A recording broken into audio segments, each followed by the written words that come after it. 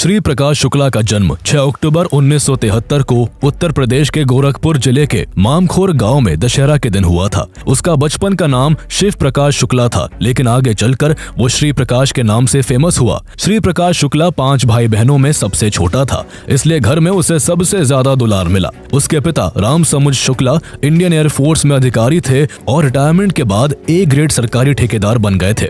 उन दिनों गोरखपुर में सिर्फ गिने चुने इंग्लिश मीडियम स्कूल थे, लेकिन फिर भी उसके पिता ने बेटर एजुकेशन के लिए उसका एडमिशन इंग्लिश मीडियम स्कूल में करवाया। हालांकि श्री प्रकाश को इंग्लिश की पढ़ाई रास नहीं आई, इसलिए जल्द ही उसका एडमिशन दाऊदपुर गांव के लोकनायक ज्ञान भारती विद्या मंदिर स्कूल में करवा दिया गया। 1990 के दशक में पूर्वांचल में माफियाओं की तूती बोलती थी। उनके डर के आगे कोई भी बोलने की हिम्मत नहीं कर पाता था। उन दिनों यहाँ क्राइम रेट इतना बढ़ गया था कि गोरखपुर को सेकंड शिकागो तक कहा जाने लगा था। इसी रौब और दबंगई का अच्छा खासा असर पूर्वांचल के युवाओं पर भी पड़ा और इसके प्रभाव से श्री प्रकाश शुक्ला भी नहीं बच सका। बहुत यंग एज में भी जो कोई उसकी बात काटने की कोशिश करता वो उससे भिड़ जाया करता था। जब वो थोड़ा बड़ा हुआ तो उसके सिर पर पहलवानी का भूत सवार हो गया। उसके परिवार में शौकिया तौर पर पहलवानी करने वालों की कमी नहीं थी, इसलिए उसे किसी ने नहीं रोका। जल्द ही मेहनत और दमदार डाइट के बल पर उसने एक मजबूत कदकाठी बना ली। चौड़ी छाती और लंबे कद वाला श्री प्रकाश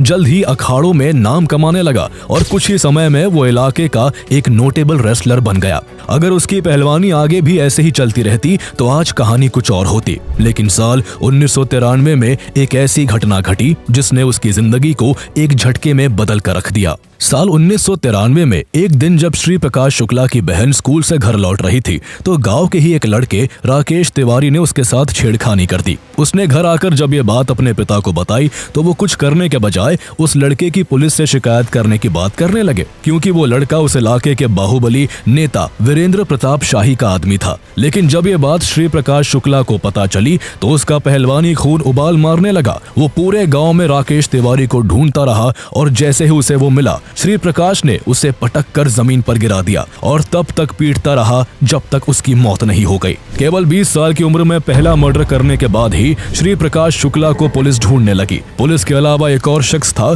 जो उसे बड़ी शिद्दत से खोज रहा था। ये उसी इलाके के बाहुबली विधायक हरिशंकर तिवारी थे, जो श्री प्रकाश शुक्ला को उसकी दिलेरी का इनाम देने के लिए ढूंढ रहे थे।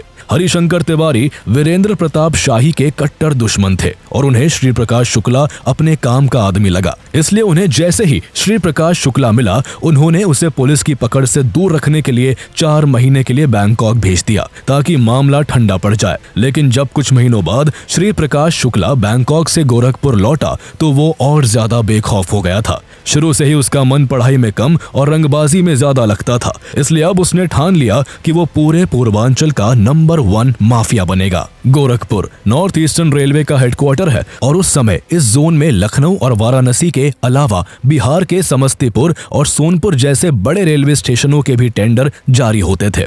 ऐसे में बिहार के बाहुबली विधायक सूरजभान सिंह को काफी घाटा सहना पड़ता था। जब भी सूरजभान सिंह के आदमी गोरखपुर टेंडर लेने जाते तो यूपी के बाहुबली विधायक वीरेंद्र शाही के आदमी उन्हें पीट कर भगा देते। रेलवे टेंडर में वीरेंद्र शाही का दबदबा बढ़ता देख उनके कट्टर दुश्मन हरिशंकर तिवारी ने बिहार के विधायक सूरजभान सिंह को सपोर्ट करना शुरू कर दिया। इतना ही नहीं, वीरेंद्र शाही को काउंटर करने के लिए उन्होंने सूरजभान सिंह को अपना नया धाकड़ आदमी श्री प्रकाश शुक्ला सौंप दिया और कहा कि अब उन्हें टेंडर उठाने में कोई परेशानी नहीं आएगी। श्री प्रकाश शुक्ला पहले से ही अपने दिल में पूर्वांचल का सबसे बड़ा डॉन बनने की चाहत दबाए बैठा था, इसलिए उसने सूरजभान को अपना गुरु बना लिया और उसके लिए काम करना शुरू कर दिया।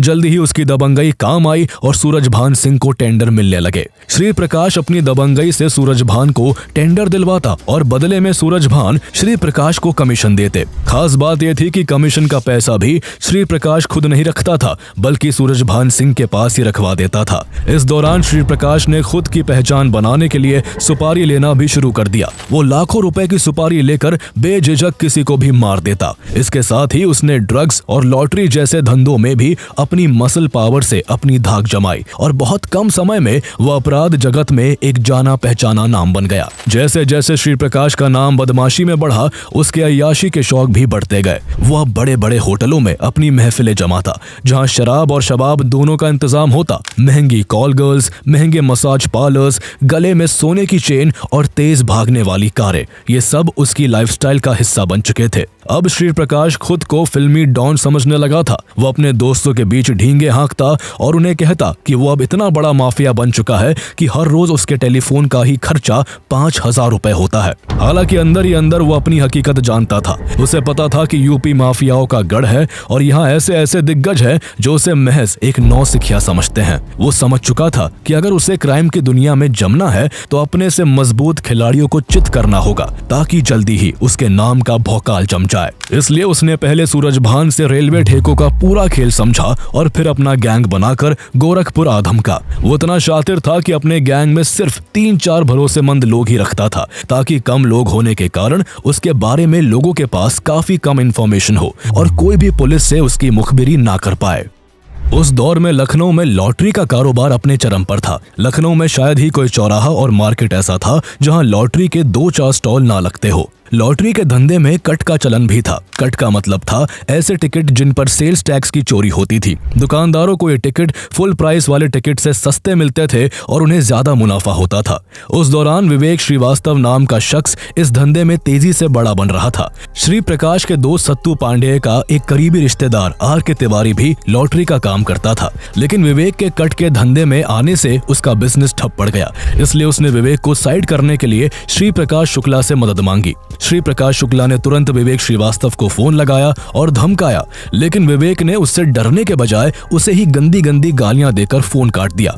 ये बात श्री प्रकाश को बर्दाश्त नहीं हुई और उसने उसे जान से मारने की ठान ली। 11 जनवरी 1997 की शाम करीब 7 बजे विवेक श्रीवास्तव जब लखनऊ के ईश्वरी दयाल कॉम्प्लेक्स से निकलकर अपनी होंडा सिटी कार के पास पहुंचा तो उसे 2 लोगों ने रोक लिया। उन्होंने उसके कंधे पर हाथ रखकर पूछा, विवेक श्रीवास्तव तुम ही हो? जैसे ही विवेक ने हाँ कहा, वो दोनों अपनी कमर से पिस्टल निकालकर विवेक पर अंधाधुंध फायरिंग करने लगे। ये 2 लोग श्री प्रकाश और सत्तू थे, जिन्होंने विवेक पर करीब 80 राउंड फायरिंग की। उसे मारकर दोनों आराम से टहलते हुए वहां से ऐसे निकल गए जैसे उन्हें पुलिस या कानून का कोई डर ही ना हो। पुलिस ने विवेक की हत्या के मामले में R.K. तिवारी को तो अरेस्ट कर लिया, लेकिन काफी कोशिशों के बाद भी श्री प्रकाश शुक्ला पुलिस के हाथ नहीं आ सका। इस हत्या के सिर्फ 10 दिन बाद श्री प्रकाश शुक्ला ने आलमबाग इलाके में टेडी पुलिया चौराहे पर 3 लोगों का खून कर दिया। इसके बाद उसने अपने टारगेट पर उस वीरेंद्र प्रताप शाही को लिया, जिनके आदमी ने कभी उसकी बहन को छेड़ा था। सूरजभान और हरिशंकर तिवारी भी वीरेंद्र प्रताप शाही को अपने रास्ते से हटाना चाहते थे। श्री प्रकाश शुक्ला ने साल 1996 में भी वीरेंद्र शाही पर गोलियां चलवाई थी, लेकिन वो बच गए थे। जानलेवा हमले के बाद भी वीरेंद्र शाही ने न तो अपनी दिनचर्या बदली और न ही अपनी सुरक्षा बढ़वाई। इलाके में उनका रुतबा था, इसलिए वो ज्यादा सिक्योरिटी लेकर चलने में यकीन नहीं रखते थे, लेकिन जल्दी ही उनका ये बेखौफ अंदाज उनकी मौत का कारण बनने वाला था। 31 मार्च 1997 को श्री प्रकाश को खबर मिली कि वीरेंद्र शाही लखनऊ के इंदिरा नगर में अपनी गर्लफ्रेंड के लिए किराए पर कमरा देखने जाने वाले हैं। चूंकि वो नहीं चाहते थे कि गनर या ड्राइवर को उनकी गर्लफ्रेंड के बारे में पता चले, इसलिए उन्होंने अकेले ही वहां जाने का फैसला किया। कुछ देर बाद वीरेंद्र शाही इंदिरा नगर में एक स्कूल के पास पहुंचे। उस दिन बच्चों के रिजल्ट आने वाले थे, इसलिए वहां करीब 400 लोगों की भीड़ थी। तभी वहां श्री प्रकाश शुक्ला अपने साथियों के साथ आ धमका। उसने बीच भीड़ में अपनी AK-47 राइफल निकाली और वीरेंद्र शाही पर गोलियों की बरसात कर दी। श्री प्रकाश के सिर पर उस दिन निर्ममता की ऐसी सनक सवार थी कि उसने वीरेंद्र शाही को कुल 105 गोलियां मारी। वीरेंद्र शाही की हत्या से पूरे यूपी में हड़कंप मच गया। हर गैंग को इसकी खबर लग चुकी थी कि एक नए छोकरे ने पुराने बाहुबली को खत्म कर दिया है और पूर्वांचल की जमीन पर एक नए खिलाड़ी का उदय हो गया है। इस घटना के महज 2 महीने बाद मई 1997 में श्री प्रकाश शुक्ला लखनऊ के नामी बिल्डर मूलराज अरोड़ा को उनके हजरतगंज ऑफिस से गन पॉइंट पर किडनैप करके बिहार ले गया और उनसे करीब 50 लाख की फिरौती वसूली। श्री प्रकाश यहीं पर नहीं रुका। 1 अगस्त 1997 को उसने लखनऊ विधानसभा के पास स्थित दिलीप होटल में 3 और लोगों की बेरहमी से हत्या कर दी। होटल में गोलीबारी करते हुए वो बार बार चिल्ला रहा था कि जिसने भी उसके खिलाफ जाने की कोशिश की उसका भी यही हाल होगा। हालांकि इस गोलीबारी में भानु मिश्रा नाम का एक शख्स जिंदा बच गया था, जिसने आगे पुलिस जांच में बताया कि हमला करने वाले का नाम अशोक सिंह था और वो चाहता था कि उसके अलावा गोरखपुर में कोई और रेलवे का टेंडर ना ले। इस तरह पुलिस को पहली बार पता चला कि श्री प्रकाश शुक्ला ही अशोक सिंह है और वो अपनी असली पहचान छिपाकर अलग अलग नाम से ऑपरेट कर रहा है। श्री प्रकाश शुक्ला ने अपना क्रिमिनल एम्पायर उत्तर प्रदेश के साथ साथ बिहार, दिल्ली, नेपाल और वेस्ट बंगाल तक फैला लिया था। लेकिन वो अब भी संतुष्ट नहीं था। उसके सपने काफी बड़े थे। उसके मन में जिस भी चीज को पाने का ख्याल आ जाता वो उसे पाकर ही रहता, चाहे उसे रास्ते से किसी को भी हटाना पड़े। उसकी इन इच्छाओं के चलते अब उसकी हिट लिस्ट में अगला नंबर खुद हरिशंकर तिवारी का था, जिन्होंने कभी उसे पुलिस से बचाकर बैंकॉक भेजा था। उस वक्त हरिशंकर तिवारी उत्तर प्रदेश की कल्याण सिंह सरकार में कैबिनेट मंत्री थे। श्री प्रकाश शुक्ला की नजर हरिशंकर तिवारी की विधानसभा सीट पर थी। उसे लगता था कि अगर वो हरिशंकर तिवारी की सीट से एक बार विधायक बन गया तो उसकी भी सरकार में पहुंच बन जाएगी और फिर कोई उसका बाल भी बांका नहीं कर पाएगा। इसी मकसद से श्री प्रकाश शुक्ला ने जानबूझकर रेलवे के टेंडर को लेकर हरिशंकर तिवारी से विवाद कर लिया और उनकी जान के पीछे पड़ गया। डर के मारे हरिशंकर तिवारी अंडरग्राउंड हो गए। उन्होंने श्री प्रकाश के मामा से सेम कास्ट से होने का हवाला देकर श्री प्रकाश से अपनी जान की रक्षा करने की गुहार लगाई। कहा जाता है कि जान बचाने के लिए हरिशंकर तिवारी ने श्री प्रकाश शुक्ला के पिता को हर समय अपने साथ रखना शुरू कर दिया था, ताकि वो अपने पिता की मौजूदगी में उन पर हमला करने की हिम्मत ना कर पाए। इस तरह से हरिशंकर तिवारी की तो जान बच गई, लेकिन इस बार श्री प्रकाश शुक्ला कुछ ऐसा करने वाला था जिससे उत्तर प्रदेश के साथ साथ बिहार भी उसके आतंक से दहलने वाला था। दरअसल उस समय बिहार में बाहुबली छोटन शुक्ला की हत्या की खबर सुर्खियों में थी। कहा जाता था कि उसकी हत्या बिहार में लालू यादव की सरकार में मंत्री रहे ब्रिज बिहारी प्रसाद ने अपने चुनावी फायदे के लिए करवाई थी। इसके कुछ दिन बाद ही छोटन शुक्ला के भाई भुटकुन शुक्ला की भी हत्या कर दी गई। अपने दो भाइयों की हत्या के बाद उनका छोटा भाई मुन्ना शुक्ला गुस्से से पागल हो उठा और उसने अपने भाई की चिता की राख से तिलक लगाकर कसम खाई कि वो अपने भाइयों की मौत का बदला ब्रिज बिहारी प्रसाद की हत्या करके लेगा। हालांकि ब्रिज बिहारी प्रसाद खुद भी एक बाहुबली नेता थे और बिहार सरकार में मंत्री थे, इसलिए उन्हें मार पाना मुन्ना शुक्ला के अकेले के बस की बात नहीं थी। श्री प्रकाश शुक्ला से उसकी दोस्ती थी, लेकिन वो श्री प्रकाश शुक्ला से मदद लेने में कतरा रहा था कि कहीं वो मना ना कर दे। उसी दौरान ब्रिज बिहारी प्रसाद ने अपनी पहुंच का इस्तेमाल करते हुए अपने एक और ओपोनेंट सूरजभान सिंह को भी जेल भिजवा दिया, जिन्हें श्री प्रकाश शुक्ला अपना गुरु मानता था। ब्रिज बिहारी प्रसाद इतने पर नहीं रुके, उन्होंने सुपारी देकर सूरजभान को जेल में ही जहर देकर मरवाने की कोशिश की, लेकिन किसी तरह सूरजभान को इसकी खबर लग गई और वो बच गए। अब सूरजभान के लिए ब्रिज बिहारी को रास्ते से हटाना जरूरी हो गया था। उन्होंने तुरंत मुन्ना शुक्ला से कांटेक्ट किया और कहा कि वो ब्रिज बिहारी प्रसाद को मारने की तैयारी करे। इस बार उसका साथ श्री प्रकाश शुक्ला देगा। सूरजभान का साथ मिलने से मुन्ना शुक्ला के लिए अब लड़ाई बराबरी की हो चुकी थी। अपने आका का ऑर्डर मिलते ही श्री प्रकाश शुक्ला भी एक्टिव हो गया और ब्रिज बिहारी प्रसाद को मारने के लिए एक अच्छे मौके की तलाश करने लगा। कुछ दिनों बाद ब्रिज बिहारी प्रसाद की तबीयत काफी खराब हो गई और उन्हें अपना ट्रीटमेंट करवाने के लिए पटना के IGIMS में भर्ती होना पड़ा। इसके बाद 11 जून 1998 को श्री प्रकाश शुक्ला अपने साथी अनुज प्रताप सिंह और सुधीर त्रिपाठी के साथ पटना पहुंचा। वहां मुन्ना शुक्ला ने उसे AK-47 और पिस्टल मुहैया करवाई। सभी तैयारियां पूरी हो जाने के बाद श्री प्रकाश शुक्ला ने खुद को फर्जी तरीके से उसी हॉस्पिटल में भर्ती करवा लिया। 13 जून 1998 को ब्रिज बिहारी प्रसाद किसी काम से अपनी लाल बत्ती वाली कार से बाहर गए हुए थे। जैसे ही ब्रिज बिहारी प्रसाद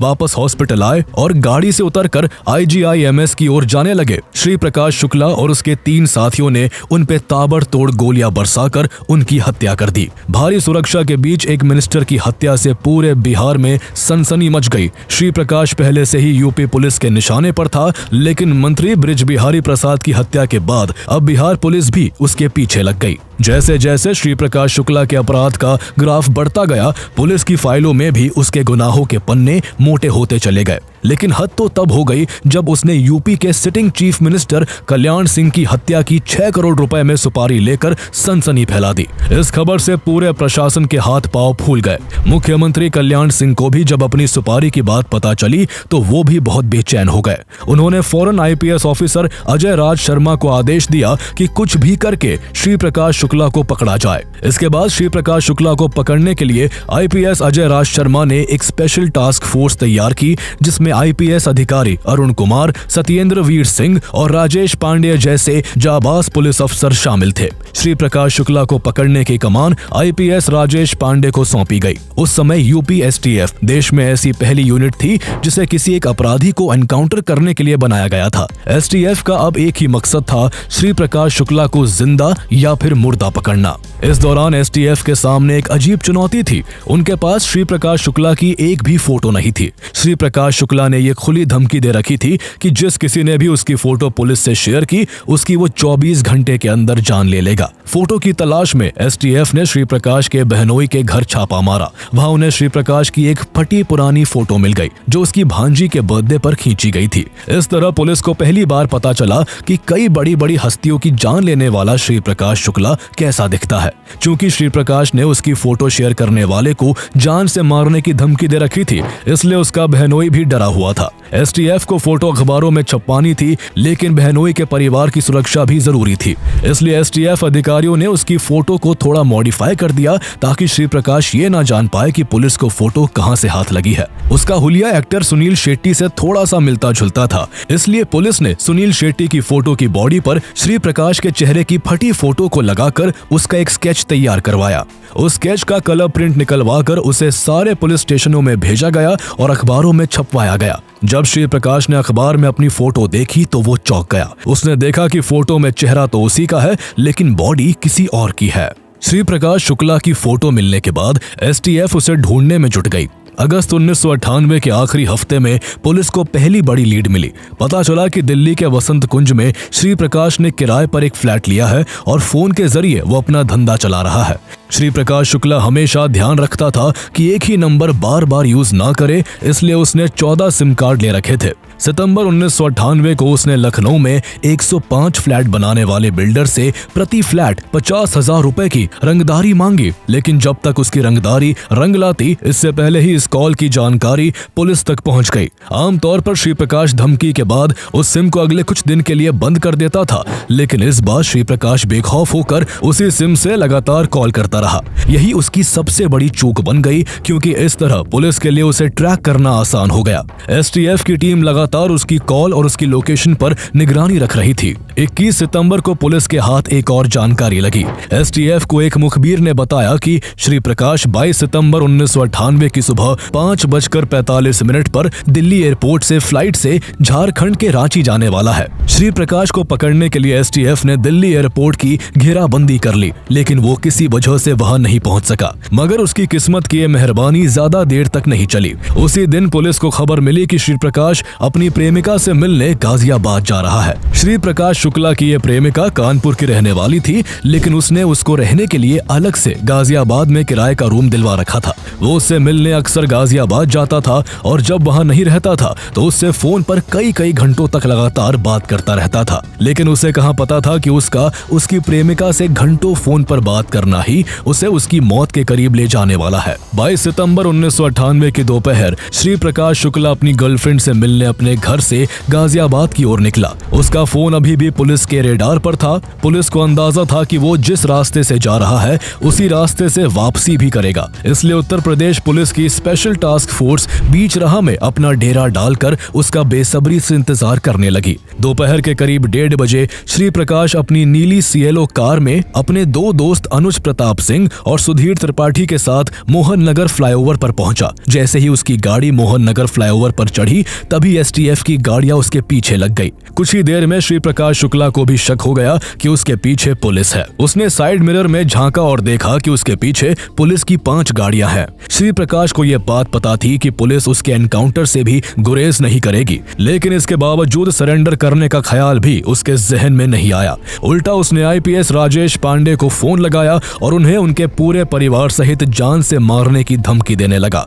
लेकिन इसके बावजूद राजेश पांडे बिना डरे उसका पीछा करते रहे। अब आखिरी दौड़ शुरू हो चुकी थी। श्री प्रकाश शुक्ला ने अपनी गाड़ी की रफ्तार और तेज कर दी, लेकिन तभी इंस्पेक्टर वीपीएस चौहान ने अपनी जिप्सी उसकी कार के आगे अड़ा दी। बच निकलने की फिराक में श्री प्रकाश शुक्ला ने अपनी गाड़ी तेजी से बाई ओर काटी और यूपी आवास विकास कॉलोनी की तरफ दौड़ा दी। एसटीएफ की गाड़ियां भी उसके पीछे उतनी ही तेजी के साथ भागी और करीब 1 किलोमीटर पीछा करने के बाद पुलिस ने उसे चारों ओर से घेर लिया। बचने की आखिरी उम्मीद में श्री प्रकाश ने अपनी रिवॉल्वर निकालकर फायरिंग शुरू कर दी। बदले में आधुनिक हथियारों से लैस एसटीएफ के जवानों ने भी जवाबी फायर किया। श्री प्रकाश शुक्ला और उसके साथियों ने पुलिस के ऊपर 14 राउंड फायर किए, जबकि बदले में पुलिस ने उन पर 45 गोलियां दागी और कुछ ही मिनटों में श्री प्रकाश शुक्ला को उसके साथियों समेत मार गिराया। इसके साथ ही श्री प्रकाश शुक्ला नाम का चैप्टर समाप्त हो गया। हालांकि पुलिस को श्री प्रकाश के खात्मे के लिए पूरे 1 करोड़ रुपए खर्च करने पड़े थे और ये अब तक का पहला ऐसा मामला था जिसमें किसी माफिया के लिए इतनी बड़ी रकम खर्च की गई थी। श्री प्रकाश शुक्ला मर गया, लेकिन उसका नाम आज भी पूर्वांचल के अपराध की दुनिया में डर की तरह लिया जाता है।